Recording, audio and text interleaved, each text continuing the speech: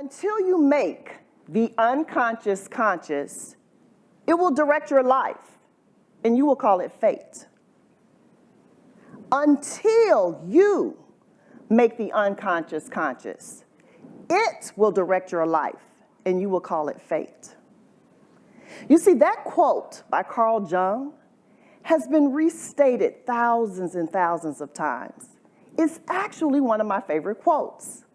The reason is because that quote helped me to truly understand the power that resides in our unconscious thinking. You see, I, like so many other people, was having what one would call success. Life was good. But yet there was this ongoing desire to continue to make improvements and to do better. So you could put it this way. I was like most people. I wanted to be, do, and have more.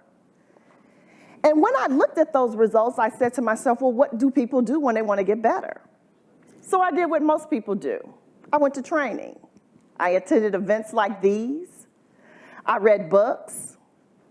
Has anyone ever gone to training and thought it was the best thing ever, and then looked up 6 months later, yet you had no results? Anybody? Yes. All right. That was me. So any results that I was getting, they were only temporary. They didn't have what I would refer to as that stickiness. Nothing was sustainable. And so I continued to seek. I asked other people, what do you do when you don't have the results you need in your life? Many people said, Angela, you just need more focus and discipline. I said, okay. Tried that for a minute, yet no results. Nothing sustainable. And so I began to ask myself some questions. Is there really a glass ceiling in the place of employment? Or maybe I need to look at myself. Is it possible that my employees are not as bad as I believe they are, and my job really does value me? Or is it about me? Is it that the kid at home is just disrespectful, or does my parenting need to be revisited? What I began to realize was something that I pretty much should have seen all along. I was everywhere I went. Anybody else have that as an experience? And so that showed me that I was the common thread in all of these examples. It really resonated with me, the quote, and I know we've all heard it, how you do anything is how you do everything. So now the time came to look at Angela. You know, my mentor and leadership guru, John Maxwell, states that the highest level of leadership is self-leadership. If we can't lead ourselves, then how can we lead others? So that took me down this different journey because I realized at this point, while on the outside and visible to the world, Angela looked like she had it together. That was not the case. Hi, my name is Angela Hooper Menifield. I am a high-performance coach, speaker, trainer. I'm also the Chief Equipping Officer of Menifield and Associates, LLC, and I need to get my act together. Now, when I talk about act, I'm not using it in the same way some of you may be. And so while I don't have at my time to explain the whole journey for you, what I do hope to do today is really brief.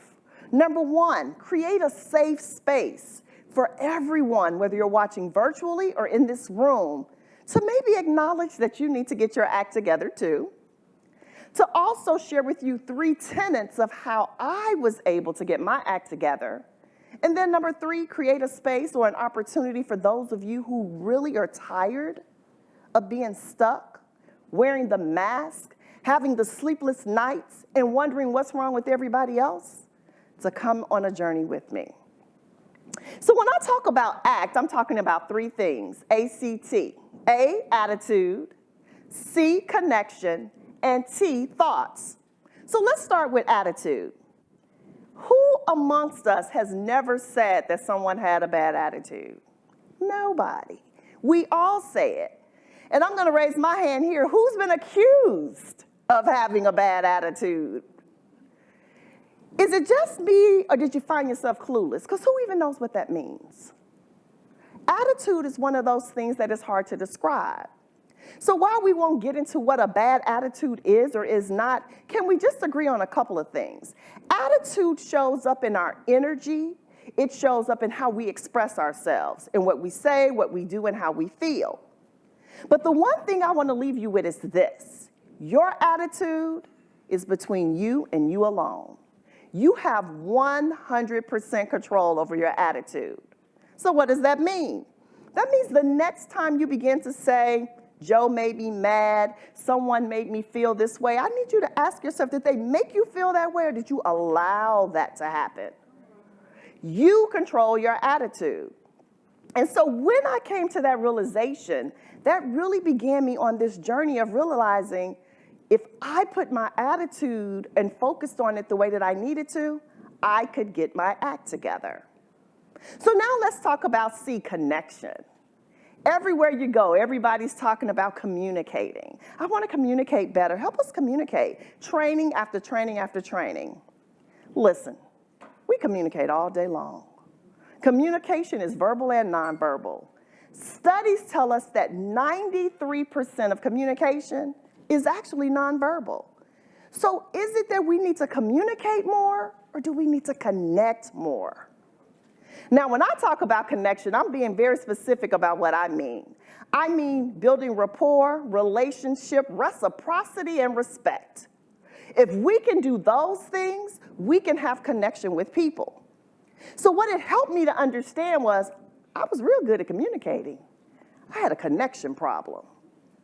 And so now I stand before you today, the introvert that I am, and I can tell you for the last 15 years with intentionality, have I not only worked on being a better connector, I've been able to help thousands of people do the same thing. So learning how to connect is the next step in getting your act together. And number 3, I leave you with the T, thoughts. Whether you read it in the book of Proverbs or you like James Allen, we all are aware of the quote that says, as a man thinketh, so is he, right? Your thoughts play such a big role in everything that you do. Everything you've seen, heard, done, experienced is living in your other than conscious memory. And so while we focus so much on relationships externally, and I'm not suggesting they're not important, I do encourage you to focus on your internal relationships. Because I got a question for you. Who do you spend more time with than you? Nobody.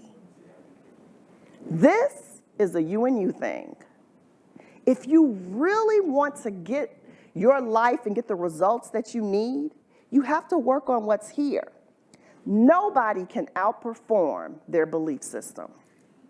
So my question for you today is, what do you believe about you?